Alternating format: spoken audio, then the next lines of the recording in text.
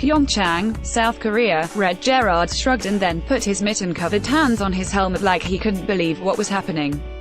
Chris Mazda ripped the windshield from his helmet, threw it on the ground, and yelled as his teammates and coaches ran to him. Two Olympic moments that no one expected illustrate the power of seeing possibility in every moment, even our struggles.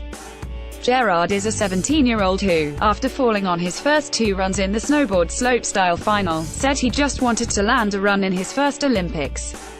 He isn't even finished with high school, and he was still trying to come to grips with the fact that he was the only American man to make the slopestyle final. Mazda is a 29-year-old three-time Olympian who'd finished 13th in both of his previous games. A month ago, it looked like his season was unraveling, and he hadn't been on a World Cup podium in 2 years. In both cases, there was no epiphany that allowed them to pull off their glorious upsets, making U.S. Olympic history in both cases. Gerard's gold at 17 makes him the youngest American to ever win a snowboard gold, while Mazda's silver medal becomes the first men's individual Olympic medal of any color for the U.S. For the slight, soft-spoken, baby-faced Gerard and bearded, talkative and effusive Mazda, the breakthroughs came simply because they kept working. Just before Gerard's stunning gold medal run at the Phoenix Freestyle Park, the teen was asked about his goals in light of the fact that he'd fallen in his first two runs Sunday. "Most of all, I'd just like to land once," he said. "I'd just like to land a run. ... That's why I came here." He fielded questions about how he chooses his lines and what tricks he throws, but mostly, he seemed a bit overwhelmed by the magnitude of the Olympic spotlight.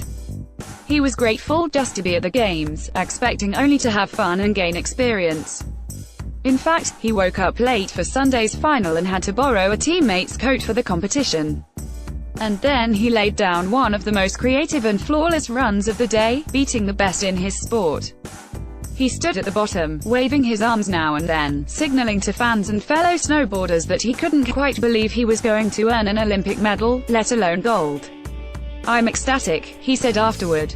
"I can't believe I got to land my run. Just to land a run would have been plenty for me. To get on the podium, but to get first, it's crazy." Standing in the finish area, realizing he was going to win a medal, he said he was just anxious for the waiting to end. "I think I was mind-blown, to be honest," he said. "I wasn't really thinking about anything. I was just jaw-dropped. I honestly though it could have been a dream." Mazda's season was a struggle from the start. He took to social media a month before earning his spot on the U.S. team, revealing the kind of self-doubt and angst that even the world's best grapple with as they chase Olympic glory. "There comes a point where giving it everything you have and believing in yourself starts to fade away, and I'm almost to that point," he wrote. "For some reason unknown to myself, things are not working out as planned. There is a light somewhere in this dark cave that I feel like I am stumbling aimlessly through at times, and you better believe I'm going to find it." He never stopped training. His teammates and coaches attest to his relentless work ethic, even as he finished in the middle of the pack most races. He was ranked No. 16 in the world heading into the Olympics, and no one expected him to become the first U.S. man to achieve an Olympic podium. But after two runs, he was a fraction of a second from bronze, .002, and his confidence began to kick in.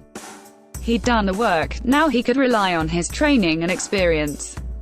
"That final trip down was a lot of fun actually," he said after his third run set a track record at Alpensia Sliding Center.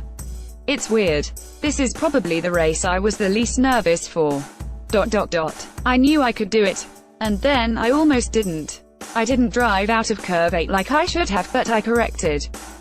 It was a blast. It didn't feel as crazy as it probably looked." As if they couldn't quite believe it, reporters kept asking Gerard how he battled nerves and chose such a tough series of tricks with so much on the line. He continued to tell them that he just focused on snowboarding.